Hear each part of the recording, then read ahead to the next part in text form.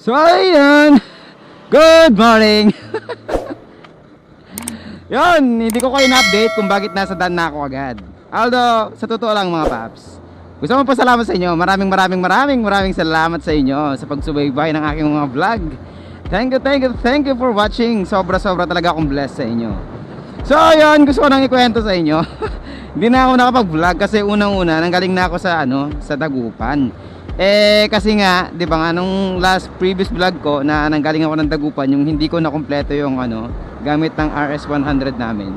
Ngayon nakuha ko na. Yes! Totoo, nakuha ko na mga paps.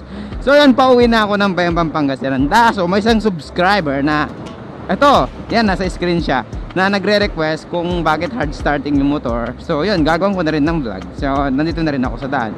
So yun mga paps, para sa inyo itong mga vlog na to, lalong na sa mga motorcycle na hard starting mga paps. Ngayon mga paps, unang-una dyan paps, pag sinabi nating hard starting yung iyong motorcycle, ang unang-una mong isipin at lagi-lagi mong tandaan, it's mahina ang supply ng kuryente or mahina ang supply ng gas mo mga paps. Tama paps, ganun lang, napakasimple. Ngayon paps, kung hard starting ang motorcycle mo, check your ignition mga paps. Ito, yan, naikinarag ako sa screen ha. Yan, nasa screen yan paps. Yan, kung hard starting paps, i-check mo yan. Ngayon, kailangan mo i-check yan kasi kung more than 3 years na yung motorcycle mo, syempre sa more than 3 years na yun, pwedeng maraming mangyari. Like masira, pero ako pa naman, hindi pa ako nagpapalit ng ganyan. Kaya wala pa akong problema. Kasi although halos monthly kong chinecheck yung motorcycle na yan. Ngayon pag na-check mo na yan, napansin mong bago pa or napansin mong pwede pa siya, ang gawin mo, isunod mo yung spark plug mga paps. Yung spark plug, yan, yung nasa screen na yan. Ngayon ang gawin mo, tanggalin mo yung cap, padyakan mo. Ngayon, kapag kapag nag-spark, yun, walang problema. So ibig sabihin, wala kang problema sa supply ng iyong kuryente. Although pag mahina yung spark niya, pwede ka magpalit ng spark plug. Ganun lang, napakasimple mga paps. Ngayon, pag wala nang spark yung spark plug mo, ganito lang yan paps. Parang love lang yan. Kapag wala nang spark, ibig sabihin, patay na. Kapag wala nang spark, ibig sabihin, patay na. Bero lang. So yan, pag wala nang spark, so kailangan mo magpumunta sa motorcycle shop para magpa-check. Then, ngayon, pag okay na lahat yung kuryente mo, ganun, so isusunod naman natin yung sa may supply ng gas. Yan. Paano mo natin nalalaman yung supply ng gas? Ngayon paps, kahit malakas ang kuryente mo pero mahina yung supply ng gasolina mo, napakahirap nun paps kasi parang wala lang din.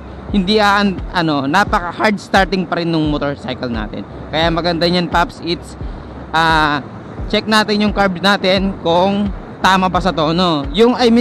Anong ibig sabihin ng tama sa tono? Tama yung supply ng kuryente, tama yung supply ng gasolina, tama yung supply ng hangin. Yan yung mga parte na napaka-balance dapat talaga mga paps.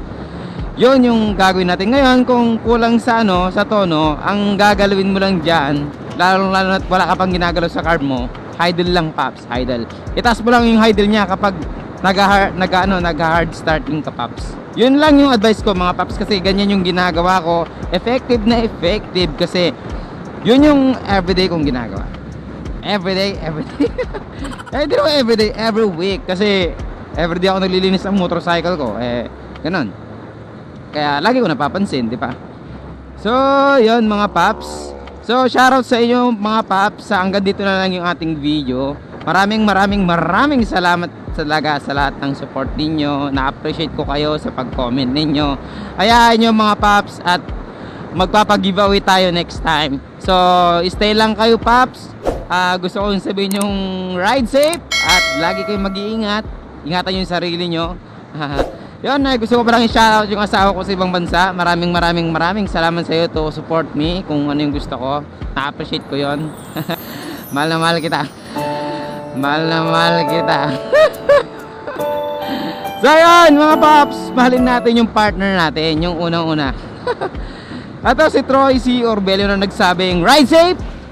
Peace out mga paps. Ingat.